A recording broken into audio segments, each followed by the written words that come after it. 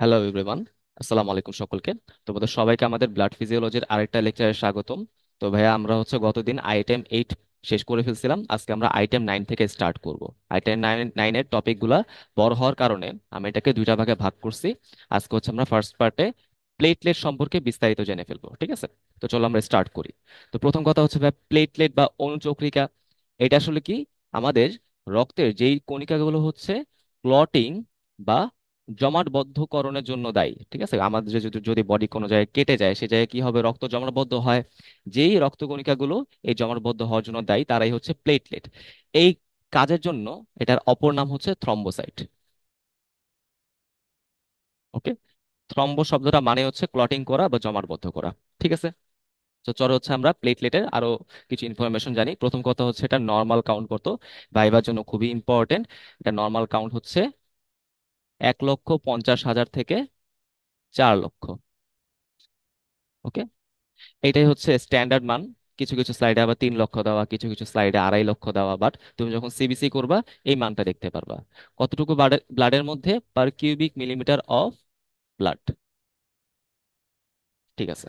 এবার morphology. Morphology মানে এই সেলগুলো দেখতে আসলে কিরকম। তুমি এখানে এই যে সাদা যে সেলগুলো দেখতে পারতেছো, এইগুলো আমাদের সেই প্লেটলেট সেলগুলো, ঠিক আছে, বা প্লেটলেট কর্পাসেল গুলো, রাইট?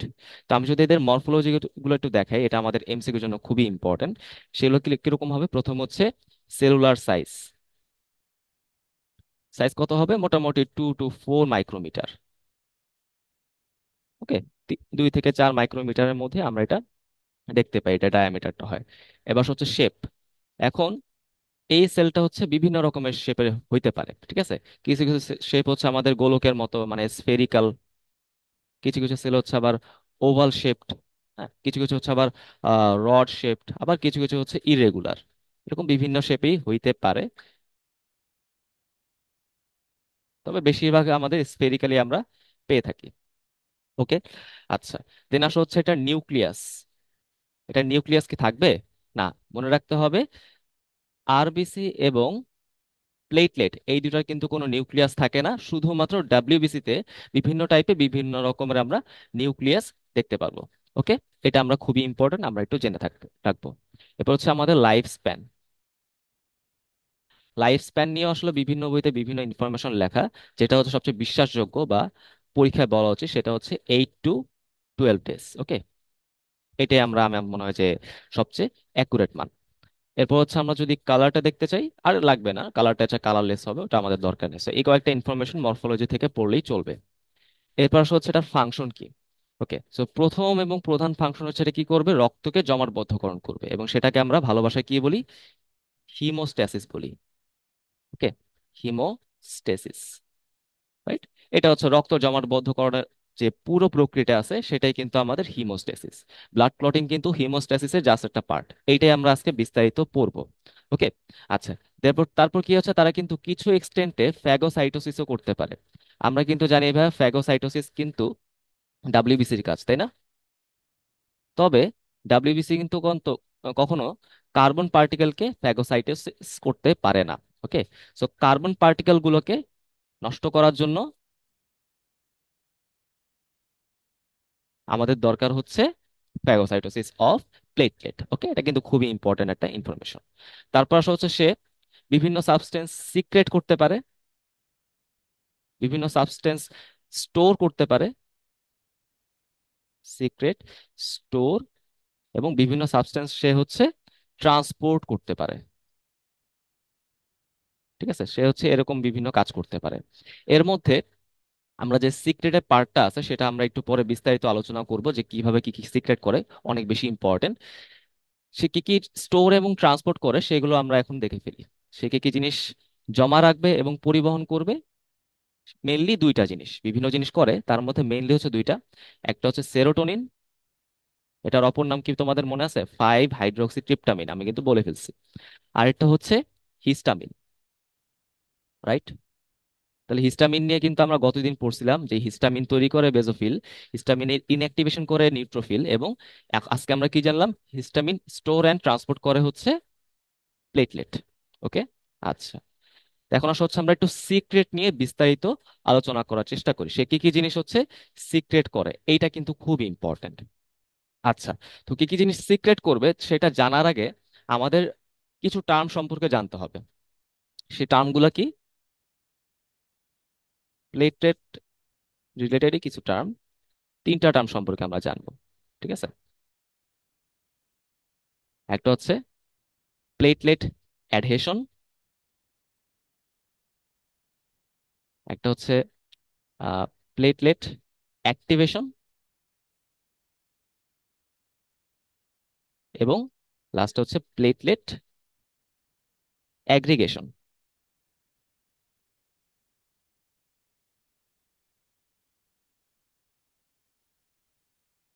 ওকে, তাহলে এ দিয়ে আমরা তিনটা নাম মনে রাখবো: অ্যাডহেশন, অ্যাক্টিভেশন, অ্যাগ্রিগেশন। ওকে, সো এই টার্মগুলো দিয়ে আসলে কি বোঝায় সেটা আমরা একটু বোঝার চেষ্টা করি, আর একটা ফিগার দিয়ে বোঝার চেষ্টা করি। এই ধর হচ্ছে আমাদের সেই ব্লাড ভেসেল। ওকে, তা আমরা কিন্তু গতদিন দেখছিলাম ব্লাড ভেসেলের যে সেন্ট্রাল পোর্শনটা আছে, অর্থাৎ যে লুমেনটা আছে, লুমেনের সেন্ট্রাল পোর্শন দিয়ে কিন্তু আমাদের ব্লাড সেলগুলো কি হয়, একটা ল্যামিনার মানে একটা ফ্লোতে হচ্ছে আগাতে থাকে, তাই না? এরকম ধরো এই যে আমি প্লেটলেট গুলো আঁকলাম এখানে, যখনই আমাদের এই ওয়ালের কোথাও ক্ষত তৈরি হবে, ধরো এই জায়গাটা আমাদের কি হলো, ক্ষত তৈরি হলো, তাহলে কি হবে, আমাদের এই ব্লাড সেলগুলো, এই প্লাটলেট গুলো এই জায়গার দিকে আকৃষ্ট হবে। বুঝতে পারছি? তাহলে এই যে আমাদের নর্মাল গতি থেকে বিচ্ছিন্ন হয়ে ক্ষত জায়গাটাকে মেরামত করার জন্য সেই জায়গার দিকে আকৃষ্ট হওয়ার ঘটনায় হচ্ছে আমাদের অ্যাক্টিভেশন। বুঝতে পারলাম? তাহলে অ্যাক্টিভেশনের বিষয়টা কি? অ্যাক্টিভেশনের বিষয়টা আমি কিন্তু বলে ফেলার চেষ্টা করলাম।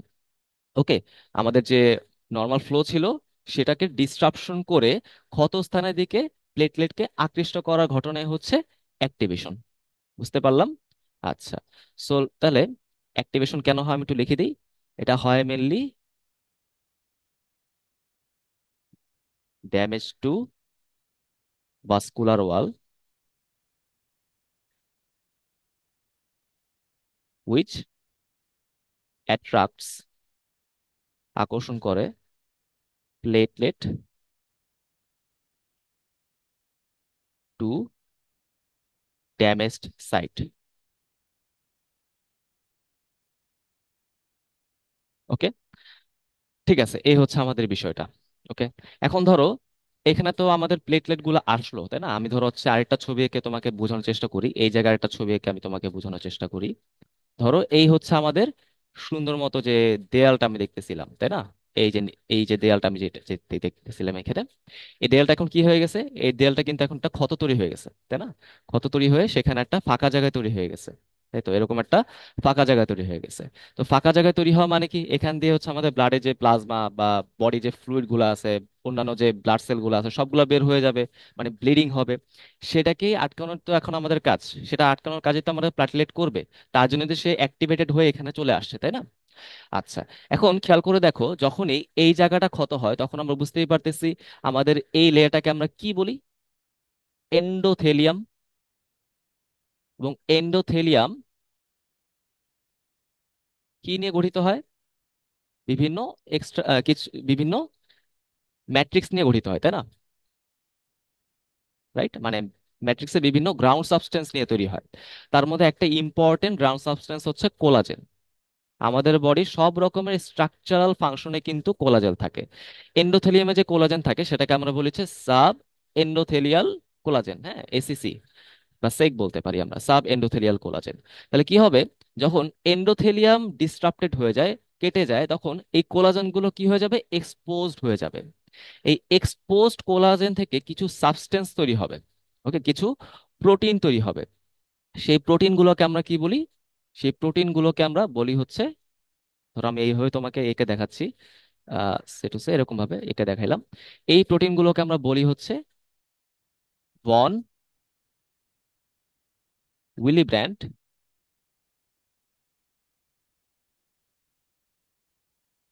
জায়গা হচ্ছে না, ওয়েট, বন উইলি ব্র্যান্ড ফ্যাক্টর। ওকে,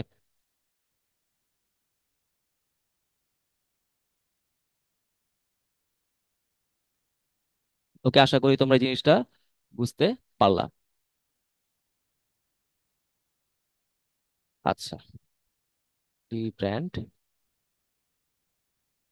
ফ্যাক্টর বা ডাব্লিউভিএফ সংক্ষেপে আমরা লিখতে পারবো।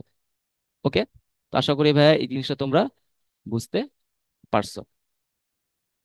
আচ্ছা, ঠিক আছে, তাহলে এই ফ্যাক্টরগুলো এখন কি করে? এই ফ্যাক্টরগুলো আমাদের এখানে আকৃষ্ট হয়ে আসা অ্যাক্টিভেটেড ব্লাড সেলগুলোকে বা অ্যাক্টিভেটেড প্লেটলেটগুলোকে কোলাজেনের সাথে যুক্ত হইতে সাহায্য করে। বুঝতে পারছো? এরকম ভাবে তাহলে সেলগুলো এসে যুক্ত হবে। ওকে, এটাই হচ্ছে এই ফ্যাক্টরটার কাজ। ওকে, তাহলে যুক্ত হওয়ার পর এই ধরো হচ্ছে আমাদের প্লেটলেট গুলো যুক্ত হইলো। যুক্ত হওয়ার পর এই প্লেটলেট গুলো হচ্ছে এখন বিভিন্ন সাবস্টেন্স ক্ষরণ করবে। ওকে, এই যে যুক্ত হওয়ার ঘটনাকে আমরা কি বলি? অ্যাডহেশন। ঠিক আছে, এই যুক্ত হওয়ার ঘটনাকে আমরা বলবো হচ্ছে অ্যাডহেশন। বুঝতে পারলাম? আচ্ছা, তাহলে এই যে অ্যাডহেশন এটা কার জন্য হচ্ছে? এটা কিন্তু আমাদের এই ভিডাব্লিউএফ এটার জন্য কিন্তু হচ্ছে। ঠিক আছে, এটা হয় due to release of von Willebrand factor from exposed subendothelial বা ইনজিওর্ড বলা যেতে পারে সাব এন্ডোথেলিয়াল কোলাজেন।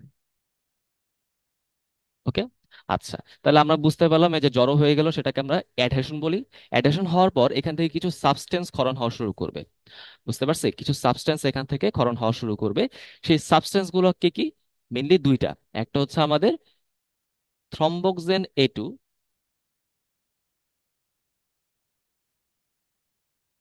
থ্রম্বোক্সেন বিভিন্ন টাইপের হয়, তার মধ্যে A2, এবং হচ্ছে এডিপি বা অ্যাডিনোসিন ডাইফসফেট। এই দুইটা সাবস্টেন্স হচ্ছে ক্ষরণ হওয়া শুরু করবে এইসব প্লেটলেট থেকে। এই দুইটা সাবস্টেন্সের প্রভাবে আমাদের অন্যান্য যত প্লেটলেট সার্কুলেশনে ছিল তারাও হচ্ছে এই অ্যাডহেশনের জায়গাটায় আকৃষ্ট হবে। বুঝতে পারছো? তার মানে প্রথম হচ্ছে কিছু প্লেটলেট আকৃষ্ট হয়, তারা অ্যাডহেশন হয়, তারপর কিছু সাবস্টেন্স ক্ষরণ করে সেই সাবস্টেন্সের প্রভাবে অন্য যতগুলা নর্মাল প্লেটলেট অণু ছিল বা নর্মাল প্লেটলেট কোষ ছিল তারা কিন্তু এইসব জায়গায় আকৃষ্ট হয়ে চলে আসে। ওকে, এই হচ্ছে বিষয়টা। চলে সেখানে কি করে? এখানে একটা প্লেটলেট প্লাগ বা হিমোস্ট্যাটিক প্লাগ তৈরি করে, সেগুলো আমরা পরে দেখবো। আশা করি তাহলে বুঝতে পারছো। তাহলে এইভাবে সকল প্লেটলেট অণু এসে ছিদ্রপথটাকে বন্ধ করার প্রক্রিয়াটাকে আমরা কি বলতেছি? এটাকে আমরা বলি হচ্ছে প্লেটলেট অ্যাগ্রিগেশন। অ্যাগ্রিগেশন মানে হচ্ছে জড়ো হওয়া। ঠিক আছে, সো অ্যাগ্রিগেশন মানে কি? এটা হচ্ছে due to release of thromboxane A2 and ATP more and more platelet from circulation gather at the site of injury, at the site of injury. ওকে, তাহলে বুঝতে পারলাম এই তিনটা সাবসিকুয়েন্ট ইভেন্টের জন্যই কিন্তু প্রথম দিকে রক্ত পড়াটা কমতে থাকে। ওকে, তাহলে এখানে আমরা কিন্তু ছিলাম হচ্ছে কি কি সাবস্টেন্স হচ্ছে প্লেটলেট ক্ষরণ করে। তাহলে এই আলোচনা থেকে তাহলে তুমি কি কি বুঝতে পারলা? এখানে থ্রম্বোক্সেন A2 আর হচ্ছে এডিপি এটাই কিন্তু মেইনলি প্লেটলেট ক্ষরণ করে। ভিডাব্লিউএফ কিন্তু প্লেটলেট ক্ষরণ করে না।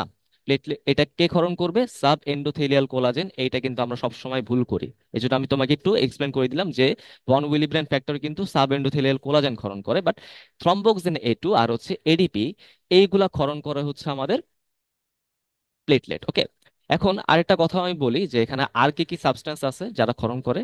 এই দুইটা ক্ষরণকে নিয়ন্ত্রণ করে আরেকটা ফ্যাক্টর, সেটাকে আমরা কি বলতেছি? সেটাকে আমরা বলি হচ্ছে প্লেটলেট অ্যাক্টিভেটিং ফ্যাক্টর। ওকে, PAF। তারা হচ্ছে এদের রেটটাকে কন্ট্রোল করে, এভাবে তুমি বলতে পারো, কন্ট্রোল করে। ওকে, আচ্ছা, তারপর দেখো এই ইভেন্টের সাথে সাথে আরেকটা সাইমালটেনিয়াস ইভেন্ট হয়, সেটাকে আমরা কি বলি? সেটাকে আমরা বলি হচ্ছে ভেসো কনস্ট্রিকশন। ওকে, সেটা আমি এখানে লিখে দিচ্ছি, ভেসো কনস্ট্রিকশন। এগুলো তো হচ্ছেই, সাথে সাথে এই ভেসো কনস্ট্রিকশনও হবে। এটা মানে হচ্ছে দেখো নামের থেকে বুঝতে পারতেছি ব্লাড ভেসেলটা চিকন হয়ে যাবে, যার ফলে ব্লাড ফ্লোটা কমে যাবে, অন্যান্য ব্লাড সেলগুলো ক্ষতস্থান থেকে বের হইতে পারবে না। এই ভেসো কনস্ট্রিকশন কে করবে? সেরোটোনিন। ওকে, সেরোটোনিন। ঠিক আছে। আচ্ছা, এবং এখানে যখন হচ্ছে আমাদের রিপেয়ারের কাজটা হয়ে যাবে, ঠিক আছে, আমি যখন ব্লাড পড়া বন্ধ করে দিব, তাহলে কি হবে? আমাদের জায়গাটা কিন্তু সবসময় ক্ষত অবস্থায় থাকে না। একটা সময় কি হয়ে যায়, সেটা আবার রিপেয়ার হয়ে আগের মতো হয়ে যায়। সেই জিনিসটাকে আমরা কি বলতেছি? সেই জিনিসটাকে আমরা বলি হচ্ছে গ্রোথ ফাইবার বা গ্রোথ ফ্যাক্টর ডিপোজিশন। ওকে, তার মানে এখানে কিছু আমরা কি পাবো? গ্রোথ ফ্যাক্টর পাবো, যেগুলো হচ্ছে আলটিমেটলি আন্ডারলাইং ফাইব্রাস টিস্যুকে রিপেয়ার করবে বা ঠিক করে ফেলবে। এখন কথাগুলো একটু মনে হয় তোমাদের জন্য টাফ হয়ে গেছে, যেটা আমি একটু পরে এক্সপ্লেন করে দিব, সমস্যা নাই। জাস্ট এখান থেকে জাস্ট কথাগুলো তুমি জেনে নাও, ঠিক আছে? এই আন্ডারলাইং ফাইব্রাস টিস্যুকে ফিক্স করার জন্য যে গ্রোথ ফ্যাক্টর গুলো আছে, সেই গ্রোথ ফ্যাক্টর গুলোকে আমরা কি বলি? প্লাটলেট বা প্লেটলেট ডিরাইভড গ্রোথ ফ্যাক্টর। ওকে, তাহলে এই কয়েকটা সাবস্টেন্স হচ্ছে আমাদের প্লেটলেট থেকে আসে: থ্রম্বোক্সিন A2, ADP, platelet activating factor, platelet derived growth factor, serotonin. ঠিক আছে, আশা করি ভাইয়া তোমরা এই জিনিসগুলো বুঝতে পারছো। আমি তোমাকে আরেকটু মার্কিং করে দিই, তাহলে বুঝতে ইজি হবে। এইটা, হ্যাঁ, তাহলে তুমি হচ্ছে স্লাইড দেখেও বুঝতে পারবা। অনেক টাইম নিয়ে এই জিনিসটা বুঝাইলাম, কারণ এই জিনিসটা আমি যখন স্টুডেন্ট ছিলাম আমি বুঝতাম না। হ্যাঁ, তোমাদের একটু ভালো মতো বুঝাই দিলাম। আচ্ছা, এবার হচ্ছে আমাদের হিমোস্ট্যাসিস। তো এখন আমরা কিন্তু জিপিতে পড়ছিলাম হোমিওস্ট্যাসিস, আর এখানে আমরা পড়তেছি হিমোস্ট্যাসিস। দুইটা কিন্তু আলাদা জিনিস। তাহলে হিমোস্ট্যাসিসের ডেফিনেশন কি? What is hemostasis? এটা মানে হচ্ছে it is defined as spontaneous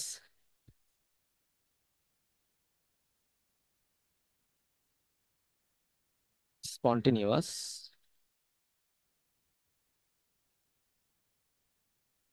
arrest of bleeding, অর্থাৎ রক্তক্ষরণের স্বতঃস্ফূর্ত বা আপনা আপনি বন্ধ হওয়ার একটা প্রক্রিয়া উইদিন ফিজিওলজিক্যাল প্রসেস। ঠিক আছে, বা আন্ডার ফিজিওলজিক্যাল প্রসেস। অর্থাৎ এইটা কিন্তু আমাদের বডি আপনা আপনি কন্ট্রোল করে, এটার জন্য কোনো এক্সট্রা করে মেডিকেশন নেওয়া লাগে না। ঠিক আছে, এক্সট্রা করে কোনো কিছু করা লাগে না। কাল প্রসেস। এখন কথা হচ্ছে, সব ব্লাড ভেসেলে কি আমাদের হিমোস্টেসিস প্রক্রিয়ায় ব্লাড লস বন্ধ হয়ে যাবে? না। এটার জন্য অবশ্যই আমাদের মাথায় রাখতে হবে হিমোস্টেসিস শুধুমাত্র মাইনর ভেসেলের জন্য প্রযোজ্য। ছোট ছোট যে ভেসেলগুলো আছে, অথবা যেটাকে আমরা মাইনর ভেসেলও বলতে পারি, তাদের ক্ষেত্রে প্রযোজ্য। ওয়েন মাইনুট বা মাইনর ভেসেলস আর রাপচার। ওকে, আর রাপচার। ওকে, তাহলে আমরা এখানে যদি ডেফিনেশনটা আরেকবার বলতে চাই, তাহলে ডেফিনেশনটা কি আসবে? Spontaneous arrest of bleeding under physiological process when minor or minute vessels are ruptured.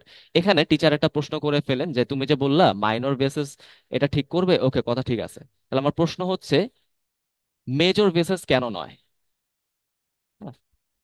Y not major vessels? এখন এই জিনিসটা হচ্ছে আমাদের লেকচার স্লাইডে অনেক বেশি থাকে, আমাদের বইগুলোতে খুব একটা আলোচনা নাই। বা মেজর ভেসেলস বলতে পারো অথবা লার্জ ভেসেলস বলতে পারো। ওকে, এটা হচ্ছে আসলে একটা কমন সেন্স দিয়ে আমরা উত্তর করতে পারি। এটা অ্যান্সারটা কিরকম? কারণ বড় বড় ভেসেলস গুলোর ক্ষেত্রে কি হয়ে যায়, সেইগুলো কেটে গেলে সেখানে গেপিং হয়ে যায়, বুঝছো? গ্যাপিং তুমি বলতে পারো। মানে সেই জায়গাটাকে একদম হা হয়ে থাকে। ঠিক আছে, এই যে বড় একটা ভেসেল আমি যদি এখানে কেটে দিই, এই জায়গাটা এরকম করে হা হয়ে থাকে, যেখানে আসলে প্লেটলেটকে জমাট করা অনেক বেশি টাফ। ওকে, তার মানে এখানে তোমার প্রথম কারণ কি হবে? Wound gapping. Wound gapping, right? Wound gapping হয়ে যায়। ঠিক আছে, মানে হা হয়ে থাকে, জায়গাটা গ্যাপ হয়ে থাকে, এরকম বিষয়টা। আরো কিছু কথা আছে, যেমন এখানে আমাদের যেহেতু এটা হাই হয়ে থাকে, সাথে সাথে এটার মধ্যে এয়ার অ্যাম্বুলিজম হয়ে যায়। এখন এয়ার অ্যাম্বুলিজম তোমরা আবার প্যাথোলজিতে পড়বা, জাস্ট একদম সোজা লেমেন ভাষায় তোমরা জেনে রাখো, এয়ার এম্বুলিজম মানে কি? আমাদের সার্কুলেশনে বাইরে থেকে বাতাস ঢুকে যায়। ওকে, সেরকম বিভিন্ন এই ওই বাতাসটা আলটিমেটলি আমাদের হিমোস্টেসিসটাকে আটকায় রাখে, কই হইতে দেয় না। তাহলে এই কয়েকটা কথাই তোমাকে মনে রাখতে হবে। প্রথম কথা হচ্ছে উন্ড গ্যাপিং হয়, যেটা আলটিমেটলি লিডস টু এয়ার এম্বুলিজম, যার ফলে মেজর ব্লাড ভেসেলসে কিন্তু আমাদের হিমোস্টেসিস হয় না। আচ্ছা, এবার হচ্ছে এটার মেকানিজম কি কি আছে। এটার মেকানিজমস কয়টা স্টেপে হয়? এটার বেসিক স্টেপস হচ্ছে মেনলি 4 ধাপে হয়। ঠিক আছে? তো আমি শিরোনামটা আগে লিখি, পরে বিস্তারিত বলতেছি। প্রথম হচ্ছে আমাদের ভাস্কুলার স্প্যাজম। প্রত্যেকটা জিনিস আমি ব্যাখ্যা বলবো, সমস্যা নাই। Vascular spasm. আচ্ছা, এরপর হচ্ছে আমাদের, জাস্ট এ মিনিট, এরপর হচ্ছে ব্লাড কোয়াগুলেশন, না সরি, এরপর হচ্ছে আমাদের platelet plug formation. Platelet plug formation. Okay. আচ্ছা, দেন হচ্ছে আমাদের blood coagulation.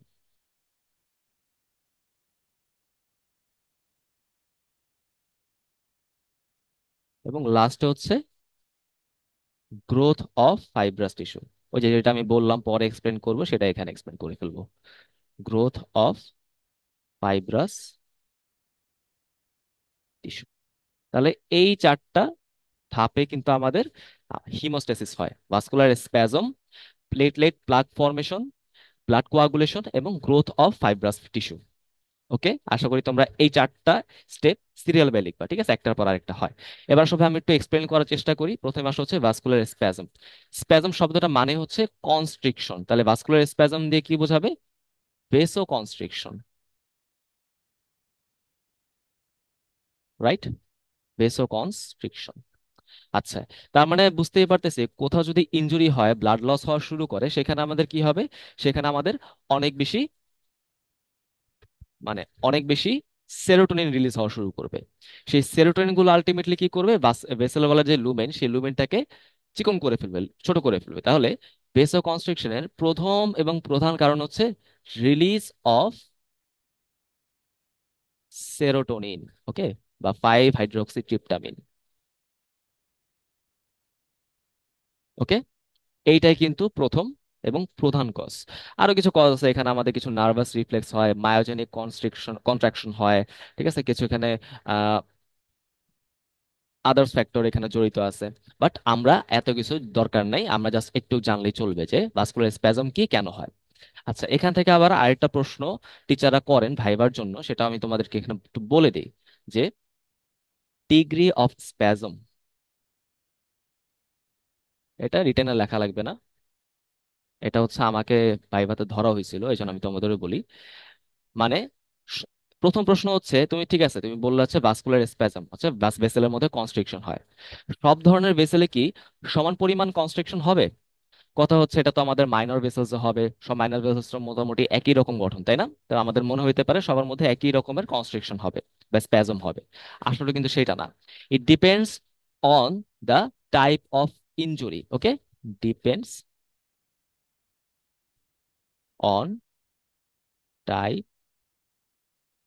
Of injury, right? দেখা যায় যেগুলো, যেই ভেসেলস গুলো হচ্ছে আমাদের ক্রাশড ভেসেলস। ওকে, যেগুলো হচ্ছে আমাদের ক্রাশড ভেসেলস, অর্থাৎ যেখানে আমাদের ব্লান্ট ফোর্স অ্যাপ্লাই করা হয়েছিল, যার কারণে যে ক্ষতগুলো তৈরি হয়েছে, সেই ভেসেলসে সেরোটোনিন রিলিজ বেশি হয়, যার ফলে তাদের মধ্যে কনস্ট্রিকশনে বেশি থাকে। কার তুলনায়? যেগুলো আমাদের শার্প কাট ভেসেলস হয় সেগুলোর তুলনায়। বুঝতে পারছি? তাহলে আমাদের ব্যাখ্যাটা কি? শার্প শার্প কাট ভেসেলসে আমাদের বলতে পারো যে ইনজুরি বা অ্যাসল্টটা কম হয়, যার ফলে অনেক বেশি ব্লিডিং হয়, সেরোটোনিন রিলিজ কম হয়। বাট ক্রাশড ভেসেলসে অনেক বেশি ইনজুরি হয়, অনেক বেশি অ্যাসল্টের কারণে, যার ফলে সেরোটোনিন রিলিজটা বেশি হয় এবং কনস্ট্রিকশনও বেশি হয়। ওকে, তো এটা হচ্ছে একটা ভাইবার প্রশ্ন, আশা করি তোমাদেরকে আমি বুঝাইতে পারলাম। আচ্ছা, চলো আমরা আগাই। দেন হচ্ছে আমাদের প্লেটলেট প্লাগ ফর্মেশন। এখন আসো ভাইয়া, প্লেটলেট প্লাগ বলতে আসলে কি বোঝায়, তাই না? দেখো, প্লাগ মানে কি? প্লাগ মানে হচ্ছে এমন সব গঠন যা কোনো ছিদ্রপথকে বন্ধ করে দেয়। দেখো এখানে ছবিটা দেখো, গাইটনের ছবি। এই যে একটা ছিদ্রপথ, তাই তো? ব্লাড ওয়াল হচ্ছে ড্যামেজ হওয়ার জন্য হয়েছে। এইটাকে যে বন্ধ করে দিতে পারবে, সেই গঠনগুলোকে আমরা কি বলবো? প্লাগ, তাই তো? এই হচ্ছে আমাদের কথা, সেই গঠনগুলোকে আমরা প্লাগ বলি। ওকে, তো এখানে মেনলি আমাদের প্লেটলেট দিয়ে এই প্লাগটা তৈরি হবে, সো প্লেটলেট প্লাগ।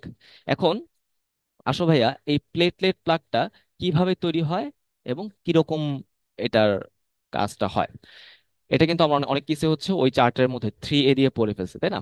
তার আগে আমি বলি, এই প্লেটলেট প্লাগটা প্লাগটা আবার দুই রকমের হয়। ওকে, একটা হচ্ছে primary or loose platelet plug, loose or primary platelet plug. যেটা কেন তৈরি হয়? যেটা মেনলি তৈরি হয় প্লেটলেট অ্যাগ্রিগেশনের জন্য। ওকে, যেটা কিন্তু আমরা অলরেডি ডিসকাস করে ফেলছি, তো এটা আমরা আর ফার্দার ডিসকাস করব না। অর্থাৎ আমাদের এই যে দেখো প্লেটলেট গুলো জমা হয়ে হয়ে হয়ে হয়ে এরকম করে প্রাথমিকভাবে এই বন্ধ জায়গাটাকে, এই এই ক্ষত হওয়া জায়গাটাকে বন্ধ করে দিবে। ওকে, আচ্ছা, এরপর হচ্ছে আমাদের stable or secondary platelet plug. Okay, তোমাদের কিছু কিছু বই আবার এটাকে আমরা হিমোস্ট্যাটিক প্লাগ হিসেবেও লেখা হয়েছে। সো আমি এটা তোমার একটু লিখে দিই, তাহলে আর কনফিউজ হবে না তোমরা। Haemostatic plug. ওকে, তো যাই হোক, সো এই যে সেকেন্ডারি প্লাগ এটা হচ্ছে অনেকটা ফিক্সড। ওকে, সেটা হচ্ছে আলটিমেটলি তোমার বলতে পারো যে প্রাইমারের একটা পরিণত রূপ। ঠিক আছে, বুঝতে পারছি। এই সেকেন্ডারি প্লাটলেট প্লাগকে আমরা কি বলি? Blood coagulation. Okay, blood coagulation, অর্থাৎ ব্লাড কোয়াগুলেশন বলতে যেটা বোঝাবে, সেকেন্ডারি প্লেটলেট প্লাগ বলতে কিন্তু একই জিনিস বোঝাবে। ঠিক আছে, একটু জানলে আমাদের প্লেটলেট প্লাগটা হয়ে যাবে। বিস্তারিত পড়াশোনা কিন্তু আমরা আগে করে ফেলছি। এবার আসা হচ্ছে, তাহলে এইটা আমরা কিন্তু আগেই পড়লাম। এইটা একটু বিস্তারিত দেখার চেষ্টা করি। ব্লাড কোয়াগুলেশন সেটাই হচ্ছে আমাদের থার্ড নাম্বার স্টেপ। ওকে, সেকেন্ডারি প্লেটলেট প্লাগটা কিভাবে তৈরি হয়, এই থার্ড নাম্বার স্টেপটা আমাদের এক্সামের জন্য ভেরি ভেরি ইম্পর্টেন্ট। এই জন্য আমরা এটা একদম বিস্তারিত point to point, word to word ব্যাখ্যা করব। ওকে, সো এটা কিন্তু আমাদের পরবর্তীতে আসবে ব্যাখ্যাটা। তার আগে আমরা এটা একটু বলি।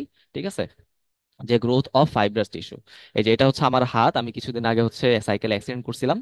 সেখানে দেখো আমার এই জায়গাটা একটু খেয়াল করে দেখো, অনেকটা পিঙ্কিশ হয়ে আছে না? কেন এটা পিঙ্কিশ হয়ে আছে? কারণ এই জায়গাটা আমার একটু অ্যাব্রেস্ট হয়ে গেছিল। ঠিক আছে, আমার স্কিনটা একটু ছিলে গেছিল। হ্যাঁ, তো এখানে কি হয়েছে, কিছু ব্লিডিং হয়েছে। ব্লিডিং হওয়ার পর এখানে কি হয়েছে, আমাদের প্রথমে হচ্ছে ক্লট এখানে জমা হয়েছিল। ঠিক আছে, লালচে খয়েরি কালারের ক্লট এখানে জমা হয়েছে, রাইট? তো এখানে প্রথমে হচ্ছে ফরমেশন অফ ক্লট, আমি লিখে দিই ফরমেশন অফ ব্লাড ক্লট, যেটাকে আমরা ব্লাড কোয়াগুলেশন বলতে পারি, তাই না? দেন কি হয়ে যায়, এই ক্লট তো আর আজীবন থাকে না। আমাদের হাতের কোথাও কেটে গেলে যে লালচে খয়েরি কালার হচ্ছে রক্ত জমা হয়ে যায়। হুম, রাইট, যেটাকে হাত দিলে আমরা বুঝতে পারি যে এই জায়গাটা আমাদের ব্যথা লাগছে বা এখান থেকে রক্ত বের হয়েছে। সেই জায়গাটা তো আলটিমেটলি সবসময় ওরকম থাকে না। একটা সময় কি হয়ে যায়, এই ক্লটের ব্লাডটা সরে যায়, তাই না? এই ক্লটের ব্লাডটা কিন্তু একটা সময় সরে যায়। সেই সরে যাওয়ার ঘটনা আবার দুই রকম ভাবে হয়। প্রথমে কি হয়, প্রথমে এই ক্লটের মধ্যে রিট্রাকশন দেখা যায়। তার মানে আমরা কিন্তু জানি যখন ক্লটটা প্রথম তৈরি হয় সেটা কিন্তু ময়েস্ট থাকে, ভেজা থাকে। আস্তে আস্তে সেটা কি হবে, শুকায় যেতে শুরু করে, যার ফলে ক্লটটা আকারে ছোট হয়ে যায়। ওকে, রিডিউসেস ইন সাইজ। ওকে, যেগুলো কিন্তু আমরা নেক্সট পার্টে পড়বো। তো আমি এখানে তাও লিখে দিই, রিডিউসড ইন সাইজ, রাইট? এখন বিষয় হচ্ছে, সেটা যদি রিট্র্যাক্ট করে ফেলে তাহলে লাভটা কি? লাভটা হচ্ছে রিট্র্যাক্ট করতে করতে করতে করতে একটা সময় ক্লটটা কি হয়ে যাবে, ভেঙে যাবে, ভেঙে সেটা উঠে চলে আসবে। ঠিক আছে, রাইট? জমাটবদ্ধ রক্ত কিন্তু আমরা অনেক সময় নখ দিয়ে খুঁটে খুঁটে বের করে ফেলি, ওটা কিন্তু ঠিক না। এটা আপনা আপনি কিছুদিনের মধ্যে উঠে যাবে। ঠিক আছে, তার মানে সেটাকে আমরা কি বলতে পারি, ক্লট লাইসিস। ওকে, লাইসিস বা ফিব্রিনোলাইসিস এভাবে তুমি বলতে পারো, ফিব্রিনোলাইসিস। বা এটাকে আমরা বলতে পারি ক্লট ডিসোলিউশন,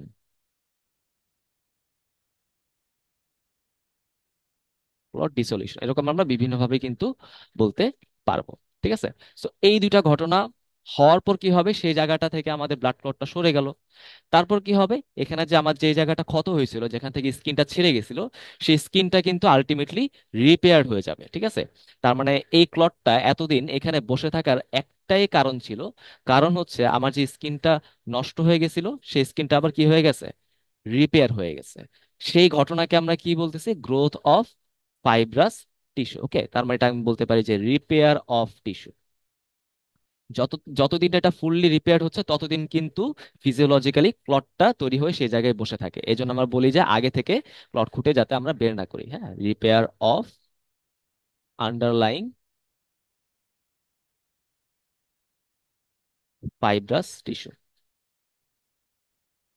তো এটা কিন্তু আমরা বলছিলাম এই ফাইব্রাস টিস্যুর গ্রোথকে কে কন্ট্রোল করবে? প্লাটিলাইট ডিরাইভড গ্রোথ ফ্যাক্টর, হ্যাঁ, পিডিজিএফ, প্লেটলেট ডিরাইভড গ্রোথ ফ্যাক্টর। আশা করি তোমরা এই জিনিসটা ভাইয়া বুঝতে পারছো।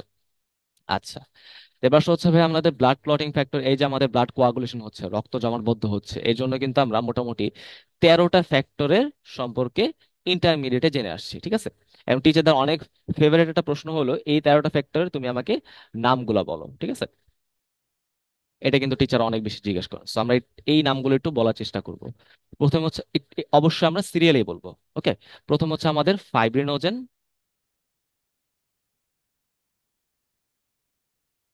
সেকেন্ড হচ্ছে প্রোথ্রম্বিন,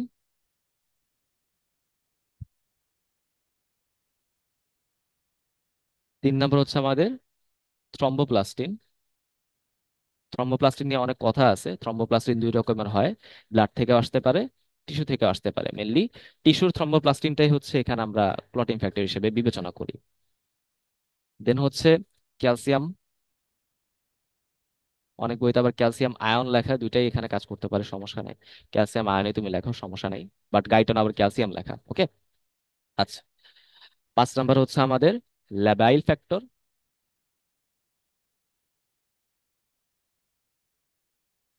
6 নাম্বার হচ্ছে আমাদের অ্যাক্সেলারিন, বাট সেই 6 নাম্বার ফ্যাক্টরটা কিন্তু পুরোপুরি আবিষ্কৃত হয় না, এই জন্য আমরা 6 নাম্বার ফ্যাক্টরটা পড়ি না। বাট টিচার নাম জিজ্ঞেস করলে তুমি কি বলবা? অ্যাক্সেলারিন। বাট টিচার কিন্তু এই নামটা আসলে জিজ্ঞেস করেন না, ঠিক আছে, কারণ এটা আমাদের গাইডলাইনে কিন্তু দেওয়া নেই। 7 নাম্বার হচ্ছে স্টেবল ফ্যাক্টর। আচ্ছা, একটা জিনিস আমি এখানে ভুল করছি, যে এই যে নাম্বারগুলো, এই নাম্বারগুলো আসলে আহ রোমান লেটারে দেওয়া উচিত, হ্যাঁ, কারণ সেভাবে আসলে আমাদের সায়েন্টিস্টরা বলে গেছে। তো আমি রোমান লেটারে দিই, কারণ ইংলিশ নিউমেরিক্যাল দিলে আবার টিচাররা মাইন্ড করে। আমি হচ্ছে একবার রিটেনে দিছিলাম ইংলিশ নিউমেরিক্যাল, আমার ওখানে ওকে টিচার হচ্ছে খাতা দেখা বলছে যে তোমার কথা ঠিক আছে, বাট এইভাবে তুমি লিখবা না, ঠিক আছে?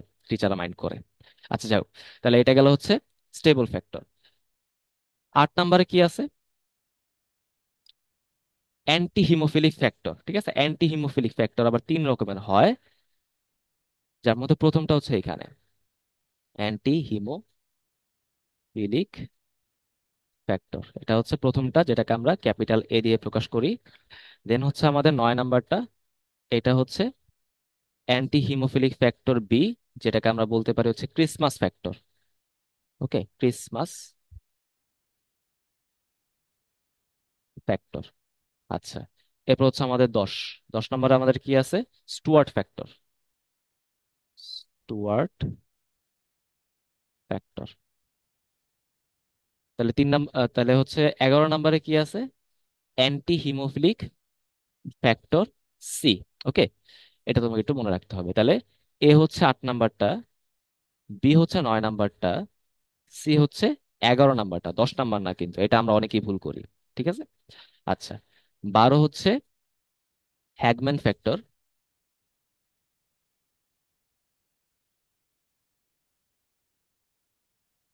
এবং লাস্টে সেটা সেটা হচ্ছে 13। 13কে আমরা কি বলি?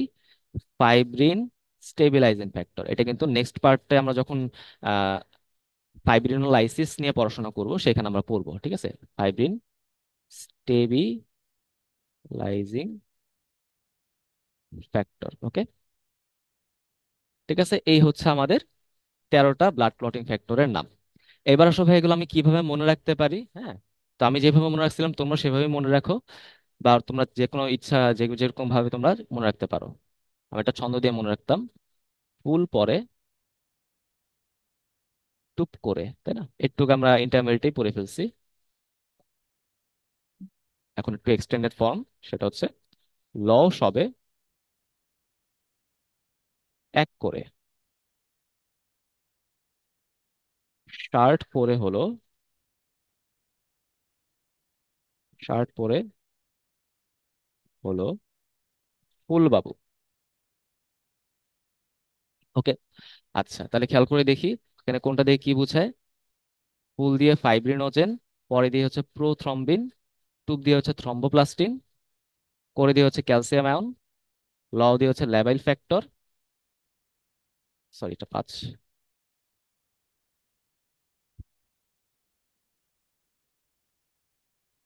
সবে দিয়ে হচ্ছে আমাদের স্টেবল ফ্যাক্টর 7, এক দিয়ে হচ্ছে আমাদের অ্যান্টি হিমোফিলিক ফ্যাক্টর এ, করে দিয়ে হচ্ছে আমাদের ক্রিসমাস ফ্যাক্টর মানে অ্যান্টি হিমোফিলিক ফ্যাক্টর বি, 7 দিয়ে হচ্ছে আমাদের স্টুয়ার্ট ফ্যাক্টর, পরে দিয়ে হচ্ছে আমাদের অ্যান্টি হিমোফিলিক ফ্যাক্টর সি, পরে দিয়ে না সরি, এটা হচ্ছে হলো দিয়ে হবে।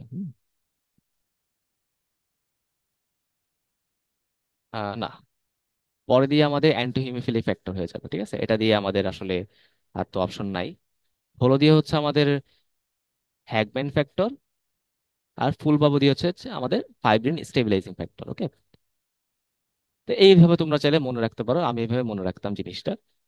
ওকে, তো এখানে একটু কনফিউশন লাগতো যে পরে দিয়ে আমি অ্যান্টি হিমোফিলিক ফ্যাক্টর কিভাবে মনে রাখি, তো রাখতাম তখন হচ্ছে এ বি সি দিয়ে মনে রাখতাম, এ হচ্ছে 8, বি হচ্ছে 9, সি হচ্ছে 11, এভাবে। তো তোমরা যেভাবে ইচ্ছা মনে রাখা, কোনো সমস্যা নাই, আমি এভাবে রাখতাম, তোমাদের ইচ্ছা, তোমরা চাইলে এভাবে করতে পারো। ওকে, তো চলো হচ্ছে আমরা আগাই। আশা করি ভাইয়া এগুলো তোমরা বুঝতে পারতেছো। এবার হচ্ছে এই যে আমাদের ব্লাড ক্লটিং ফ্যাক্টর, এগুলো আসলে কোন কোন জায়গা থেকে তৈরি হয়ে আসছে, রাইট? প্রথম যে সোর্সের নাম আমি বলবো সেটা হচ্ছে লিভার। এইটা হচ্ছে সবচেয়ে বেশি ইম্পর্টেন্ট। টিচার যদি এটাকে তোমাকে আহ ভাইভাতে জিজ্ঞেস করেন, তুমি সবার আগে হচ্ছে লিভার বলবা, টিচার ওই লিভার শুনেই খুশি হয়ে যাবে। পরের সোর্সগুলো তারা শুনতেও চায় না, লিভারটাকেই তারা হচ্ছে বেশি ইম্পর্টেন্স দেন। ওকে, ঠিক আছে। এখানে 2, 7, 9 আর হচ্ছে 10। ওকে, উপরের দাগগুলো আসলে, উপরে নিচে দাগগুলো দেওয়া আসলে নিয়মের মধ্যে পড়ে, যে যাই হোক বারবার আমি দিচ্ছি না, তোমাদের লেখা বুঝতে হয়তো সমস্যা হতে পারে। ঠিক আছে, তাহলে লিভারে কি কি তৈরি হয়? 2, 7, 9, 10। এরপর কি আছে আমাদের? প্লেটলেট নিজে কিছু ফ্যাক্টর তৈরি করে, 1, 4, 5, 8। এন্ডোথেলিয়াম, এরা আবার কিছু ফ্যাক্টর তৈরি করবে,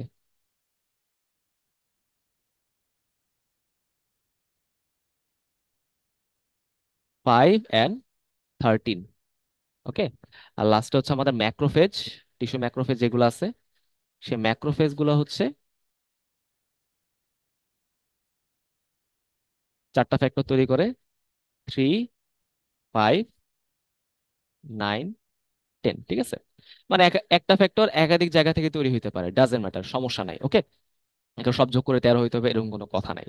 তো আমাদের কিন্তু পরীক্ষার জন্য সবকিছু ইম্পর্টেন্ট না, তুমি এগুলো পড়তে পারো, এমসিকিউর জন্য কিন্তু লাগতে পারে।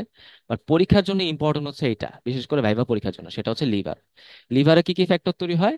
2, 7, 9, 10। এভাবে তুমি সংখ্যা দিয়ে মনে রাখতে পারো, 2, 7, 9, 10। ওকে, এখন এখানে দেখো আমি আরেকটা টপিক লিখে রাখছি, সেটা হচ্ছে vitamin K dependent clotting factor, অর্থাৎ যেগুলার ম্যাচুরেশনের জন্য ভিটামিন কে দরকার, সেগুলো কারা? যারা হচ্ছে লিভারে তৈরি হয়ে আসে, অর্থাৎ 2, 7, 9, 10। এরাই হচ্ছে vitamin K dependent clotting factor. বুঝতে পারলাম। এখন বিষয় হচ্ছে এরা কেন ভিটামিন কে এর উপর নির্ভরশীল, কারণ লিভারের মধ্যে এই যে ম্যাচুরেশন হওয়ার জন্য, ফর ম্যাচুরেশন কি হওয়া লাগবে? এর যেহেতু আমাদের হচ্ছে প্রোটিন, প্রোটিন তো ট্রান্সলেশন প্রক্রিয়ায় তৈরি হয়, তাই না? এখন ট্রান্সলেশনের পরে এদের মধ্যে কিছু মডিফিকেশন হয়, যেটাকে আমরা কি বলতেছি? Post translational modification.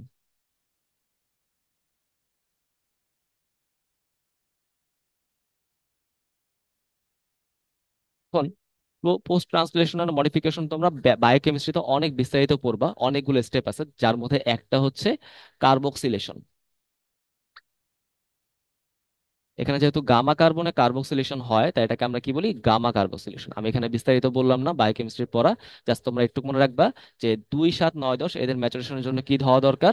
Gamma carboxylation হওয়া দরকার। এটা কি? এটা হচ্ছে একটা পোস্ট ট্রান্সলেশনাল মডিফিকেশন, ট্রান্সলেশন হওয়ার পরে এটা হচ্ছে একটা মডিফিকেশন। ঠিক আছে, আমি এখানে গামা কার্বন একটু এডিট করব, যাই হোক সমস্যা নেই।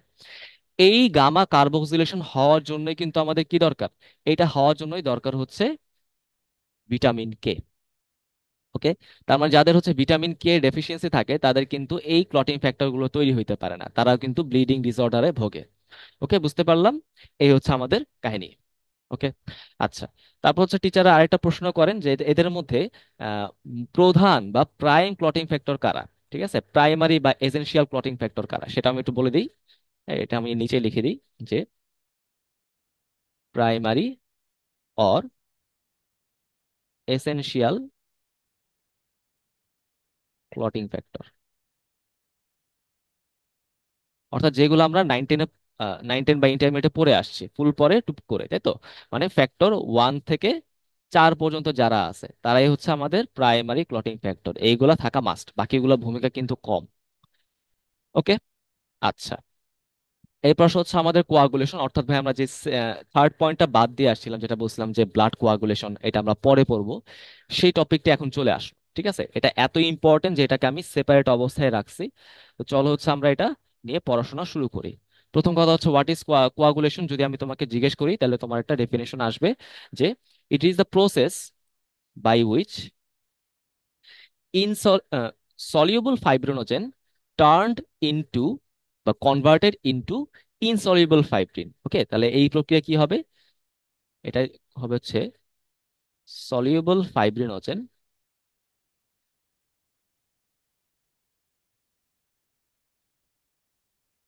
কনভার্টেড ইনটু বা turned into insoluble fibrin.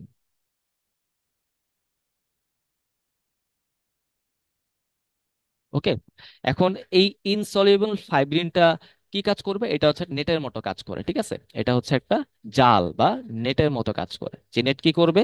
Ultimately ক্ষতস্থানের জায়গায় বসে থাকবে, বসে হচ্ছে অন্যান্য যে রক্তকণিকা গুলো আছে বা প্রোটিন গুলো আছে সেগুলোকে আটকায় ফেলবে, যার ফলে আস্তে আস্তে সেই জায়গাটাকে শুকায় হচ্ছে ক্লট তৈরি হবে।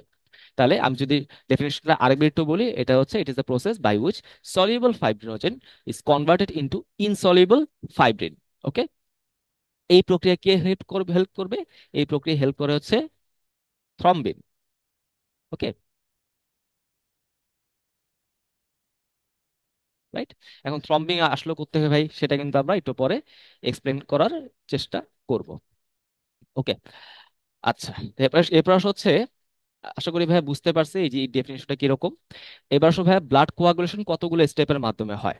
এটার জন্য আসলে 3টে স্টেপ দরকারি। ঠিক আছে, এটার জন্য আমি বলতে পারি 3টে স্টেপ দরকারি। প্রথম স্টেপে কি হয়? প্রোথ্রম্বিন অ্যাক্টিভেটর ফর্মেশন হয়। প্রোথ্রম্বিন অ্যাক্টিভেটর ফর্মেশন হয়। আমরা যেটা ভাই ডেফিনেশনে বলছিলাম যে ফাইব্রিনোজেন থেকে ফাইব্রিনে কনভার্ট করার জন্য কিন্তু থ্রম্বিন দরকার, তাই না? এই থ্রম্বিন কিন্তু আলটিমেটলি থাকে হচ্ছে প্রোথ্রম্বিন অবস্থায়। ওকে, এই প্রোথ্রম্বিনকে থ্রম্বিনে কনভার্ট করার জন্য একটা অ্যাক্টিভেটর লাগে, সেটাই হচ্ছে প্রোথ্রম্বিন অ্যাক্টিভেটর। এই প্রোথ্রম্বিন অ্যাক্টিভেটর কিন্তু ব্লাড কোয়াগুলেশনের শুরুতেই কনভার্ট তৈরি হয়ে যায়। কিভাবে তৈরি হয়? এটার জন্য কিছু পাথওয়ে আছে। হ্যাঁ, দুইটা পাথওয়ে আছে। যে একটাকে আমরা বলি হচ্ছে extrinsic pathway,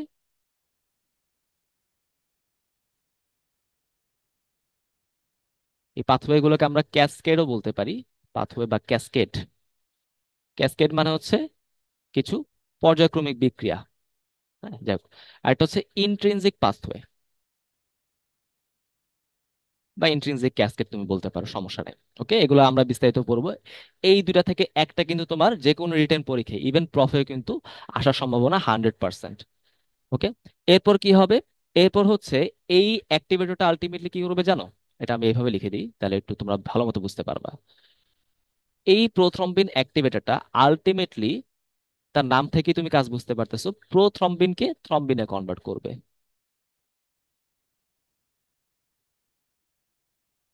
right, thrombin. Then এই থ্রম্বিনটাই কিন্তু আলটিমেটলি ফাইব্রিনোজেনকে, সলিউবল ফাইব্রিনোজেনকে ইনসলিউবল ফাইব্রিনে কনভার্ট করবে। রাইট, তার মানে এখানে এইটা হচ্ছে সেকেন্ড স্টেপ যেখানে আমাদের প্রোথ্রম্বিনটা অ্যাক্টিভেটেড হইলো, আর এটা হচ্ছে আমাদের থার্ড স্টেপ যেখানে ফাইব্রিনোজেনটা অ্যাক্টিভেটেড হইলো। ওকে, আশা করি ভাইয়া তোমরা এই জিনিসটা বুঝতে পারছো 3টে স্টেপে কিভাবে কিভাবে হয়। আমরা এগুলো এখন ব্যাখ্যা করব।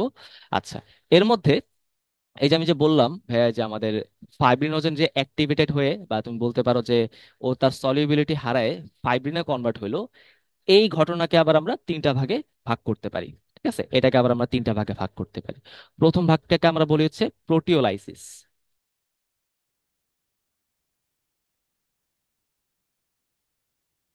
ওকে, প্রোটিওলাইসিস। এখন প্রোটিওলাইসিসে কি হয়, এখানে আমরা দেখতে পারি আসলে প্রকৃতপক্ষে ফাইব্রিনোজেনটা যখনই থ্রম্বিনের সংস্পর্শে আসে, তখন কিন্তু সে সরাসরি আমাদের ফাইব্রিন নেট তৈরি করে না, সে প্রথমে তৈরি করে হচ্ছে ফাইব্রিন মনোমার। ওকে, ফাইব্রিন মনোমার, রাইট। আচ্ছা, আমাদের লাস্ট সাইডে হয়তো এই কথাগুলো দেওয়া আছে, যাই হোক আমরা তাহলে ওইগুলো এখনই পড়ে ফেলি। রেলিভেন্ট জিনিস হচ্ছে একসাথে পড়ে ফেলা বেটার। সেকেন্ডটা হচ্ছে আমাদের পলিমারাইজেশন।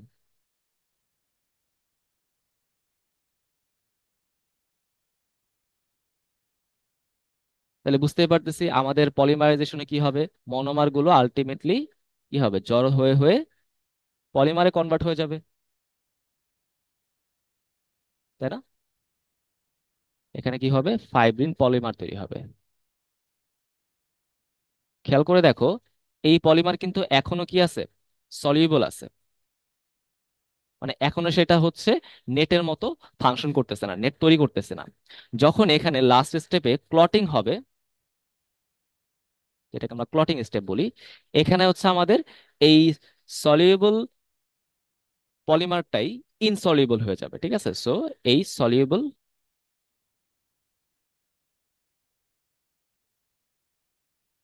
ফাইব্রিন পলিমার কি হয়ে যাবে, ইনসলিউবল হয়ে যাবে। ইনসলিউবল ফাইব্রিন নেট তৈরি করে ফেলবে।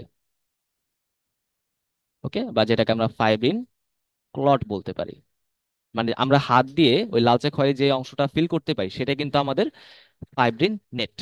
ওকে, তাহলে এই তিন স্টেপে আমাদের কি হবে, ফাইব্রিনোজেনটা আলটিমেটলি ফাইব্রিন নেট তৈরি করবে। ঠিক আছে, বুঝতে পারছি আশা করি। আচ্ছা, তো এবার হচ্ছে আমরা এই যে আমাদের যে প্রোথ্রম্বিন অ্যাক্টিভেটর যে ফরমেশন হয় সেগুলো কিভাবে হয় সেগুলো আমরা একটু দেখার চেষ্টা করি। প্রথমে হচ্ছে এক্সট্রিনজিক মেকানিজম বা এক্সট্রিনজিক ক্যাসকেড বা এক্সট্রিনজিক পাথওয়ে, যা কিছু তুমি বলো, সমস্যা নেই, সেগুলো আমরা একটু দেখার চেষ্টা করব। আচ্ছা, তো চলো হচ্ছে আমরা এখানে স্টার্ট করি। আমরা যদি ফিগারটা দেখি, দেখো এটা গাইটনের ছবি, তাহলে তোমরা এই জিনিসটা খুব ভালো মতো বুঝতে পারবে। আমি একটু একে একে তোমাদের বুঝাই, তাহলে আমারও একটু বেটার হয় বোঝানোর ক্ষেত্রে, তোমাদেরও একটু বোঝার ক্ষেত্রে বেটার হয়। এখন এক্সট্রিনজিক পাথওয়ে মেনলি তৈরি হয় হচ্ছে টিস্যু ট্রমা থেকে। ঠিক আছে, অর্থাৎ যেখানে ব্লাডের ক্ষতি হয় না, ভেসেলস এর মধ্যে যে সাবস্টেন্স গুলো থাকে, ব্লাড বা প্লাজমা, তাদের ক্ষতি ছাড়া এর বাইরে যারা যারা আছে, হ্যাঁ, টিস্যু বলো, ভাস্কুলার ওয়াল বলো, এদের ক্ষতির জন্যই নামটা কি চলে আসছে, এক্সট্রিনজিক, ব্লাডের বাইরে। তার মানে টিস্যু ট্রমা থেকেই বা টিস্যুর আঘাত থেকেই আমাদের কি হবে, এক্সট্রিনজিক পাথওয়েটা শুরু হবে। টিস্যু আঘাত পেলে কি হবে, এখান থেকে আমাদের বের হয়ে আসা হচ্ছে টিস্যু ফসফোলিপিড। টিস্যু ফসফোলিপিড, এই টিস্যু ফসফোলিপিডকে আমরা বলি হচ্ছে টিস্যু থ্রম্বোপ্লাস্টিন। হ্যাঁ, ব্লাড ক্লটিং ফ্যাক্টরকে আমরা যেটাকে আমরা বলতেছিলাম থ্রম্বোপ্লাস্টিন, রাইট। আচ্ছা, এখন খেয়াল করে দেখো, এই টিস্যু থ্রম্বোপ্লাস্টিন দুইটা কাজ করে। এই যে আমি বললাম টিস্যু থ্রম্বোপ্লাস্টিন, ওর এখন আমরা দুইটা কাজ দেখতে পারবো, সে দুইটা ফ্যাক্টরকে অ্যাক্টিভেটেড করে ফেলবে। তাই না, আমরা যে 13টা ফ্যাক্টর দেখছিলাম তাদের মধ্যে সে দুইটা ফ্যাক্টরের উপর কাজ করবে। একটা ফ্যাক্টর হচ্ছে ফ্যাক্টর নাম্বার 7, সে ফ্যাক্টর নাম্বার 7কে অ্যাক্টিভেটেড করে তৈরি করবে হচ্ছে 7A। পরবর্তীতে এই 7A এর সাহায্য নিয়ে, হেল্প নিয়ে, সে হচ্ছে ফ্যাক্টর 10কে অ্যাক্টিভেটেড করে ফেলবে। ঠিক আছে, এটার হেল্প নিয়ে সে ফ্যাক্টর 10কে অ্যাক্টিভেটেড করবে। এই যে ফ্যাক্টর 10 সেটা অ্যাক্টিভেটেড হয়ে যাবে। ঠিক আছে, এটাকে আমরা হয়তো XA দিয়ে উচ্চারণ করি, বাট আসলে এটা হয় অ্যাক্টিভেটেড 10 ফ্যাক্টর, এভাবে আসলে বলা উচিত। যাই হোক, ওকে, তাহলে আমাদের ফ্যাক্টর 10 হলো। এখন এই ফ্যাক্টর 10 কি করবে, সে হচ্ছে ক্যালসিয়াম আয়ন, এখানেও কিন্তু ক্যালসিয়াম আয়ন আসলে কাজ করে, ক্যালসিয়াম আয়ন এবং ফ্যাক্টর 5 এর সহায়তায়, ক্যালসিয়াম এবং এবং ফ্যাক্টর 5 এর সহায়তায় প্রোথ্রম্বিন অ্যাক্টিভেটর তৈরি করবে। প্রোথ্রম্বিন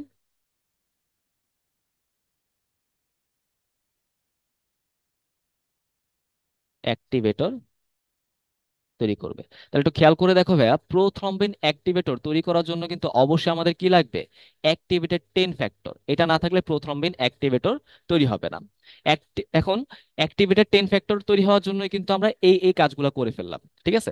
এখন বলা হয়ে থাকে যে এই কাজের উপর কিন্তু আমাদের টিস্যু ফসফোলিপিড সরাসরি জড়িত। সো এভাবে কিন্তু আমি দেখাইতে পারি, ঠিক আছে। অর্থাৎ 10 কিন্তু ফ্যাক্টর 5, ক্যালসিয়াম আয়ন এবং টিস্যু ফসফোলিপিড সবগুলো মিলেই হচ্ছে আলটিমেটলি প্রোথ্রম্বিন অ্যাক্টিভেটর তৈরি করবে। এরপর কিন্তু আমরা জানি প্রোথ্রম্বিন অ্যাক্টিভেটর কি কাজ করে, আমরা কিন্তু জানি যে এটা হচ্ছে প্রোথ্রম্বিনকে অ্যাক্টিভেটেড করে থ্রম্বিনে কনভার্ট করবে, তাই না?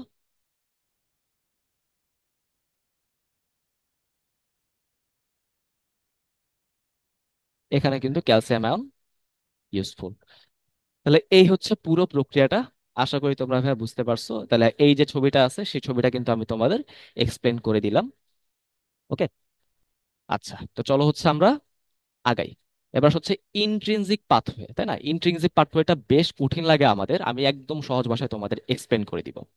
তাহলে এটা শুরু হবে কোত্থেকে? যেহেতু ইন্ট্রিনসিক মানে কি, ভাস্কুলার যে লুমেন আছে সেই লুমেনের ভেতরে এই কাজটা হবে। লুমেনের নিশ্চয়ই ব্লাড আছে, তাহলে এটা কি থেকে শুরু হবে? এটা শুরু হবে হচ্ছে আমাদের ব্লাড ট্রমা থেকে। ওকে, এটা শুরুই হবে ব্লাড ট্রমা থেকে, অর্থাৎ রক্তের মধ্যে সরাসরি আঘাত। এখানে আমাদের কি হবে? সেলগুলো ভেঙে যাবে, সেলের মধ্যে ক্ষতি হবে। আগের ক্ষেত্রে কিন্তু সেলে ক্ষতি হচ্ছিল না, বাইরে ক্ষতি হচ্ছিল। এখানে বাইরে ক্ষতি হবে না, সেলের ভেতরে ক্ষতি হবে। ওকে। এখন খেয়াল করে দেখো, যখনই আমাদের এখানে ব্লাড ট্রমা হয়, এখানে কিন্তু কিছু সাবস্টেন্স বের হয়ে আসে, সেটাকে আমরা কি বলি? Platelet phospholipid. এই প্লেটলেট ফসফোলিপিড হচ্ছে পরবর্তীতে সরাসরি প্রোথ্রম্বিন অ্যাক্টিভেটর তৈরি করে। তাহলে আমি হচ্ছে ধরো এখানে জাস্ট একটা অ্যারো দিয়ে সেটা আমি পরে লিখবো, বুঝাই দিলাম, ঠিক আছে। আচ্ছা, যখনই আমাদের ব্লাড ট্রমা হওয়া শুরু করে তখন কি হবে? প্লেটলেট, এই কথাটা বোঝা যায় যে এখন হচ্ছে আমাদের ব্লাডের মধ্যে আঘাত আসছে, যার ফলে প্লেটলেট গুলো হচ্ছে অনেক বেশি বেশি অ্যাডহেশন হওয়া শুরু করে, বুঝছো, জড়ো হওয়া শুরু করে। ওকে। সেই জড়ো হওয়া থেকে আলটিমেটলি আমাদের যে ফ্যাক্টর 12 আছে সেই ফ্যাক্টর 12টা অ্যাক্টিভেটেড হয়ে যায়। ওকে। তাহলে ফ্যাক্টর 12কে কে অ্যাক্টিভেটেড করলো? ব্লাড ট্রমা হওয়ার মাধ্যমে যে প্লেটলেট গুলো আছে সেই প্লেটলেট গুলো অ্যাক্টিভেটেড হয়ে যায়। অ্যাক্টিভেটেড, হ্যাঁ, বা অ্যাডহেশন হয়, অ্যাক্টিভেশন হয়। এইসব কিছু হওয়ার পরে কিন্তু আলটিমেটলি ফ্যাক্টর নাম্বার 12 অ্যাক্টিভেটেড হয়ে যায়। এই ফ্যাক্টর 12 কি করবে? সে হচ্ছে ফ্যাক্টর 11কে অ্যাক্টিভেটেড করে ফেলে। হয়ে গেল। এই ফ্যাক্টর 11 কি করে? সে হচ্ছে ফ্যাক্টর 9কে অ্যাক্টিভেটেড করে ফেলে। ওকে। এই ফ্যাক্ট, হ্যাঁ, এখানে কিন্তু ক্যালসিয়াম আয়ন আছে। ক্যালসিয়াম আয়ন বা ক্যালসিয়াম দিয়ে লেখো, কোনো সমস্যা নেই। হ্যাঁ, ক্যালসিয়াম আয়নই লেখা উচিত যদিও। এই ফ্যাক্টর 9 কি করবে জানো? এই ফ্যাক্টর 9 হচ্ছে ফ্যাক্টর 8-এর অ্যাক্টিভেটেড অবস্থার সাথে মিলিত হয়ে ফ্যাক্টর 10কে অ্যাক্টিভেটেড করে ফেলবে। তাহলে কি বললাম? ফ্যাক্টর 12, 11, 9 পর্যায়ক্রমে অ্যাক্টিভেটেড হয়। এই ফ্যাক্টর 9 অ্যাক্টিভেটেড হয়ে অ্যাক্টিভেটেড ফ্যাক্টর 8-এর সাথে মিলিত হয়ে ফ্যাক্টর 10কে অ্যাক্টিভেটেড করবে, ঠিক আছে। 8 আর 9 মিলে 10কে অ্যাক্টিভেটেড করে। বুঝতে পারলাম? তাহলে বুঝতে পারতেছে এখানে একটা স্টেপ আছে না? ফ্যাক্টর 8 অ্যাক্টিভেটেড হয়ে ফ্যাক্টর 10 তৈরি করে। আমরা কিন্তু বলছিলাম ফ্যাক্টর 8 কে তৈরি করে আসে প্লেটলেট, ওইটা কোনো সমস্যা না। ওকে। বুঝতে পারলাম এখানে কিন্তু আমাদের কি করবে? ক্যালসিয়াম আয়নটা হেল্প করবে। ওকে, ঠিক আছে। এরপর কি হয়? এরপর কিন্তু আমাদের সবার জানা স্টেপ যে ফ্যাক্টর 10 কি করবে? ফ্যাক্টর 10 হচ্ছে আলটিমেটলি প্রোথ্রম্বিন অ্যাক্টিভেটর তৈরি করবে। ওকে, প্রোথ্রম্বিন অ্যাক্টিভেটর তৈরি করে ফেলবে। একা একা তো পারবে না, সে কি করবে? সে হচ্ছে ক্যালসিয়াম আয়নের হেল্প নিবে, ফ্যাক্টর 5-এর হেল্প নিবে। ওকে। এবং যেটা আমি এখানে বলে আসছিলাম, শুরুতে আলোচনা করছিলাম যে এখানে কি হয়? আমাদের প্লেটলেট ফসফোলিপিড তৈরি হয়। এই প্লেটলেট ফসফোলিপিড সরাসরি হচ্ছে ফ্যাক্টর 10কে হেল্প করবে, ঠিক আছে। প্লেটলেট ফসফোলিপিড,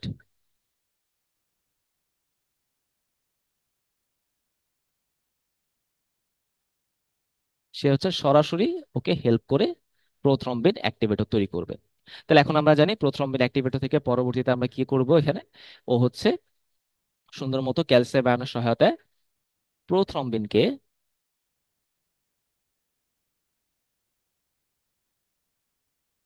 থ্রম্বিনে কনভার্ট করবে। রাইট? এই হচ্ছে আমাদের কথাগুলা। বুঝতে পারলাম। আশা করি ভাই জিনিসটা বুঝতে পারছো। দেখো আমি ছবিটা একদম সহজ বাংলায়, সহজ ভাষায় এক্সপ্লেন করার চেষ্টা করছি। এখান থেকে আশা করি কোনো পার্ট মিসিং যায় নাই। আমি একটু চেক করি। হ্যাঁ, কোনো পার্ট কিন্তু মিসিং যায় নাই। এই দেখো, প্লেটলেট ফসফোলিপিড কিন্তু দুইটা স্টেপে কাজ করে। আমি বলছি কি সরাসরি এখানে বলে ফেলছি, তাই না? তুমি একটাই দেখাও, কোনো সমস্যা নাই। যদি আরো দেখাতে চাও এখানে তুমি বলতে পারো। হ্যাঁ, আচ্ছা, এইটা আমি দেখাইছি, সরি, এটা দেখাই নাই। তার মানে এইখানে এই স্টেপেও কিন্তু আমাদের প্লেটলেট ফসফোলিপিড কাজ করবে। Okay, এটা দেখালে একটু বেশি কনফিউজিং হয়ে যায়। তো আশা করি তোমরা ভাইয়া এই জিনিসটা বুঝতে পারছো। আচ্ছা, তো চলো হচ্ছে আগাই আমরা। এখন এই দুইটা পাথওয়ের মধ্যে যদি আমি কম্পারিজন দেখতে চাই, এক্সট্রিনজিক পাথওয়ে আর ইন্ট্রিনজিক পাথওয়ের মধ্যে, এইটা কিন্তু আমাদের রিটেনে পড়া ভাইয়া, ঠিক আছে? আমরা কিন্তু এখান থেকে যা যা দরকার অলরেডি কিন্তু এক্সপ্লেন করে ফেলছি। জাস্ট তোমাদের রিটেনে যাতে সুবিধা হয় এই জন্য আমি এই জিনিসটা আরেকবার একটু শর্ট করে বলে দিই। আর তোমার যদি মনে হয় যে না, আমি পার্থক্যগুলো নিজে নিজে পড়তে পারবো, ওকে, সমস্যা নাই, তুমি এটা হচ্ছে স্লাইড দেখে পড়ে নিতে পারো বা নোট করে ফেলতে পারো। আচ্ছা, তো প্রথম কথা হচ্ছে আমি যদি এখানে পার্থক্যের মধ্যে প্রথমে বলি, এটা কিভাবে শুরু হয়। কিভাবে শুরু হয় এটা? এক্সট্রিনজিক পাথওয়ে শুরু হয় হচ্ছে আমাদের টিস্যু ট্রমা থেকে, তাই না? রাইট, এক্সট্রাভাস্কুলার ট্রমা ট্রমা থেকে। আর ইন্ট্রিনজিক পাথওয়ে কিভাবে তোমার শুরু হয়? ব্লাড ট্রমা থেকে। তাই তো? এগুলো তো আমরা আলোচনা করলাম নাকি? আচ্ছা, এরপর হচ্ছে আমাদের কিভাবে সেটা অ্যাক্টিভেশন কে করে, এই কাজটাকে শুরু করবে, সেটা আমাদের জানা দরকার। এইটা অ্যাক্টিভেটেড করে হচ্ছে টিস্যু ফ্যাক্টর বা টিস্যু থ্রম্বোপ্লাস্টিন। তাই তো? কিরকম ভাবে কিন্তু করে আমরা কিন্তু এক্সপ্লেন করে ফেলছি যে আহ, আরে কি লিখতেছি, থ্রম্বোপ্লাস্টিন। আমরা কিন্তু ভাই এটা এক্সপ্লেন করে ফেলছি যে ব্লাড ট্রমা, টিস্যু ট্রমা হলে সেটা সরাসরি হচ্ছে টিস্যু ফ্যাক্টর বা টিস্যু থ্রম্বোপ্লাস্টিন তৈরি করবে। আচ্ছা, এখন এইটা কিভাবে অ্যাক্টিভেটেড হয়? এটা মেনলি ফ্যাক্টর 12 দ্বারা অ্যাক্টিভেটেড হবে, ঠিক আছে? প্লেটলেট অ্যাডিশনের মাধ্যমে ফ্যাক্টর 12টা অ্যাক্টিভেটেড হবে। আচ্ছা, ওকে, তারপর হচ্ছে আমাদের এখানে কি কি ক্লটিং ফ্যাক্টর লাগবে?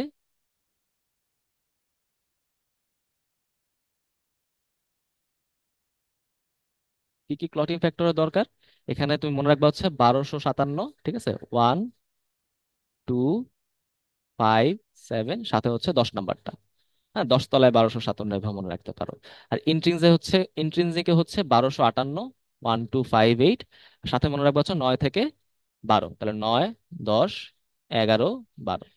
এইগুলো কিন্তু টিচাররা অনেক বেশি শুনতে চান, সো ক্লটিং ফ্যাক্টর গুলো খুব ভালো করে পড়বা। ঠিক আছে? আচ্ছা, ওকে, তারপর হচ্ছে এখানে আমাদের, তুমি বলতে পারো যে আর কিছু সিম্পল সিম্পল কথা যেগুলো হচ্ছে রিডিং পড়লে পারবা, যেমন ধরো র্যাপিডিটি। এটা কি হবে? অনেক বেশি র্যাপিড হবে, অনেক বেশি ফাস্ট হবে, ঠিক আছে? অনেক বেশি স্পিডি হবে। এটা হচ্ছে অনেক বেশি স্লো হবে।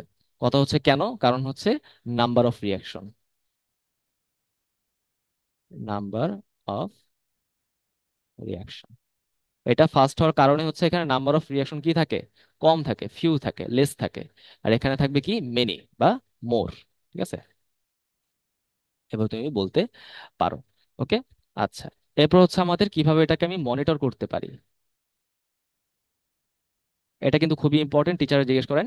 এক্সট্রিনসিক পাথওয়ে মনিটর করা যায় হচ্ছে প্রোথ্রম্বিন টাইম দিয়ে, এবং ইন্ট্রিনসিক পাথওয়ে মনিটর করা যায় হচ্ছে অ্যাক্টিভেটেড পার্শিয়াল থ্রম্বোপ্লাস্টিন টাইম দিয়ে। এখন এই দুটো বলতে কি বোঝায় সেটা আমরা নেক্সট আইটেমে পড়বো। ঠিক আছে? তো আমি এটা নিচে লিখে দিই, প্রোথ্রম্বিন টাইম। না লিখলেও পার হইতো, কারণ এটা তো আমরা পরে পড়বোই। প্রোথ্রম্বিন টাইম, আর এটা হচ্ছে অ্যাক্টিভেটেড পার্শিয়াল, অ্যাক্টিভেটেড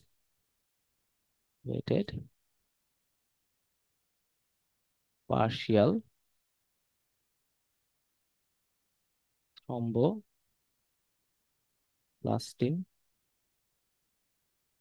টাইম।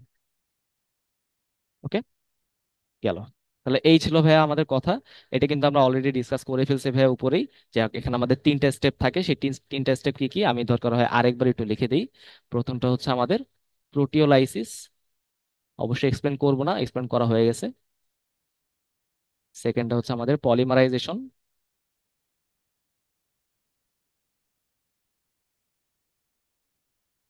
এবং লাস্টে হচ্ছে আমাদের ক্লটিং। ওকে, তো আশা করি ভাই আজকে এই টপিকগুলো তোমরা বুঝতে পারছো। আজকের লেকচার আমাদের এই পর্যন্তই। নেক্সট লেকচার হচ্ছে আমাদের প্লেটলেটের যে বাকি অংশগুলো আছে, আমাদের যে ক্লট রিট্রাকশন বা ক্লট লাইসিস, এরপর আমাদের বিভিন্ন ব্লিডিং ডিসঅর্ডার গুলো আছে, ঠিক আছে, থ্রম্বোসাইটোপেনিক পারপিউরা, হিমোফিলিয়া, এইসব আমরা একটু দেখবো। ওকে, তো সেই পর্যন্ত ভাইয়া এই লেকচারগুলো তোমরা করতে থাকো। কারো কোনো ডাউট থাকলে অবশ্যই আমাকে বলবা। সবাই ভালো থাকো। আসসালামু আলাইকুম।